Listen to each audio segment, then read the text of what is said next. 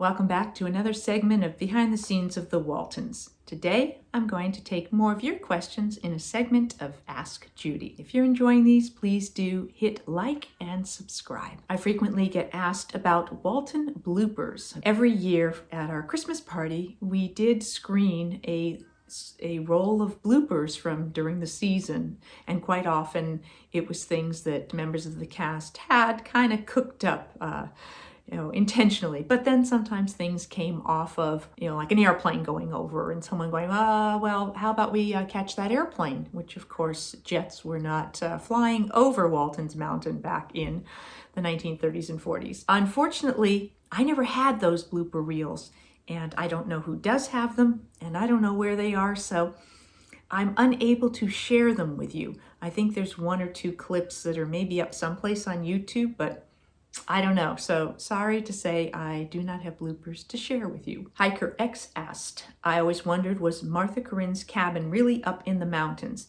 The backdrop scenery behind them is particularly stunning. That was a set that was built by our art department and was erected at Fraser Park, where we did a number of our locations that were really up in the mountains, and that segment for the moonshine and for when Martha Corinne and her family were being basically kicked off the mountain, those were shot up there in Fraser Park. Karen asked, how far was the soundstage from the back lot where we did the outside scenes? Stage 26 that we filmed on was right at the last row of the sound stages before all of the sort of back lots started. So depending on where we were going, if we were going to Midwest Street, it was a very short walk. If we were going all the way to the back lot, maybe, I'd say no more than 10-minute walk, probably less to get back there. So all pretty easy to navigate on foot. Rob asked, how long did you live in Vancouver? I was based in Vancouver, Canada for 10 years. And during that time, I spent 8 of those years working with a theater company up there as an artistic director, involved with all the writing and directing for the company. And then I stayed on and did another couple of years just really based in Vancouver. The theaters were in Edmonton, Winnipeg, and then in Calgary. So I traveled quite a bit of Canada while I was up there.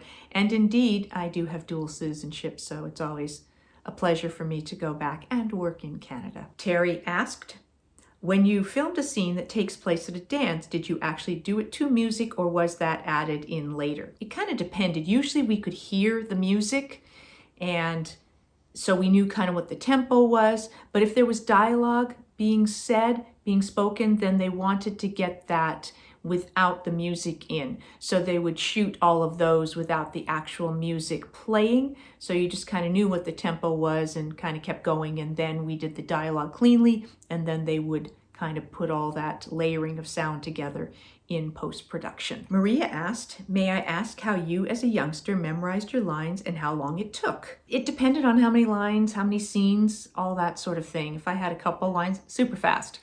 If I had a number of scenes, I would always learn my lines the night before, and then I would review them in the morning and again before each scene that was going to be shot. If I had a lot of work, we usually shot between 8 and 10 pages in a day. So overnight, if I had 10 pages of dialogue, it wouldn't be every single line was mine. So even if it was 10 pages, the most I might have, if you kind of lumped it all together, was 5 pages. So with those, maybe it took me a little bit longer, but I would just really work with what the other lines were. I would take my page and I would look at my first line, and then I would learn that. I'd say it a bunch of times till I knew it, and then I'd look at what the next person's line was, so I knew what my cue was, and then I would learn the next line. And then I would usually put them together. I'd do the first line, look at the second line that was going to be said to me, and then learn my next line, and I would just keep adding on to them in that way until I had the whole scene. Sally asked a couple of questions. She wanted to know whether I've taken any aspects of the Walton story or particular episodes and incorporated them into my own life or philosophy. I don't know about consciously, but certainly the stories that were told and playing those characters and understanding and experiencing those relationships on camera, I can't help but feel that those impacted me, watching these wonderful role models of John and Olivia's parents and the beautiful scenes that were written in terms of how they parented those, those 7 children and the relationship with the grandparents. And so, yeah, I think those, I'm sure, impacted me in various ways in my life that I wasn't even aware of. She also asked, wanting to know more about my skydiving adventures. I originally learned to skydive for Circus of the Stars. I was asked to do a stunt that involved wing walking and skydiving. So in order to do that, I had to learn to skydive. I was given 2 instructors, and for a month, I was out with them jumping 5 days a week. So I went through a whole training program there. And then when we went to film the stunt in Las Vegas, there were very high winds, and those are not safe conditions under which to be under parachute. So they weren't able to shoot it in Las Vegas. They said, we will shoot this segment back in Los Angeles. The day they scheduled, it was raining. Again, not conditions under which you can skydive safely.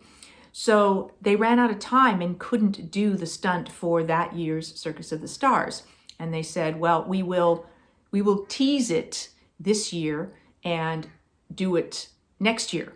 And then when it came to next year, for some reason they had decided to scrub the stunt altogether, and they gave me a choice of doing tightrope or flying trapeze. Not being typically fond of heights, I didn't know which was, which would be less daunting, and I chose flying trapeze for some reason, so I did that stunt. But with the skydiving, after I'd gotten through all my training, I really loved it, and I continued to jump for an additional 10 years. I finally did my last jump when I was pregnant with my son, and went, I'm now pregnant, and I'm not going to be jumping more. And then small child, raising a family, I never got back to it. But I did have somewhere around 700 jumps. I was involved in 2 world records for largest formations ever built. One was 60 women, all women, that we did in DeLand, Florida. And then the other one was a combined men and women's record that was 120 people. We jumped out of a military C-130 plane, prop plane, and it was amazing.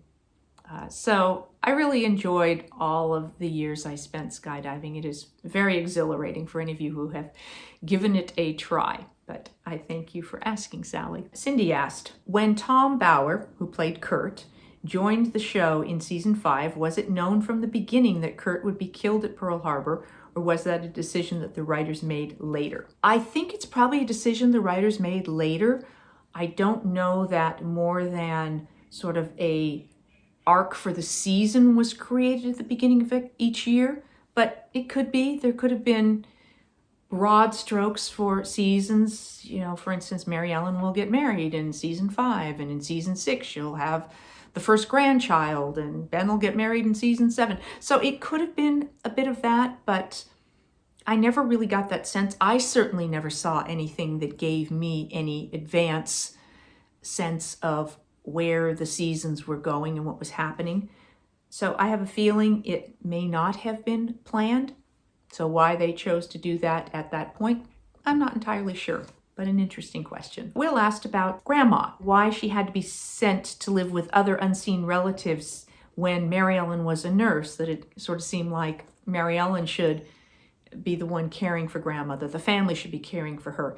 And that's a very good point. I think it had more to do with the fact that Ellen, after her stroke, wasn't really physically up to doing every single episode. Therefore, I think rather than pushing her more than she might be comfortable, it's a tough grinding schedule for all of us doing a series 9 months out of the year. So I think they wrote that as a storyline to help protect her health. Larry asked, he said, I love the scenes at Druscilla's pond. Was the water warm? No, it wasn't. I had thought maybe it was, but then I was reminded that it wasn't. So fortunately, most of the times we had to be in the water. It was summer, so, and I think I was more tolerant of cold water when I was younger. Now I'm a total wimp. I know it would be really hard for me to do now, but it wasn't super deep, so if it had been filled for some time, it might have warmed up a bit more than when it was first being filled. That's what I have for you for this segment of Ask Judy. I will be back taking more of your questions in a future segment of Ask Judy, and I will be back with more behind the scenes of the Waltons. Thanks for watching.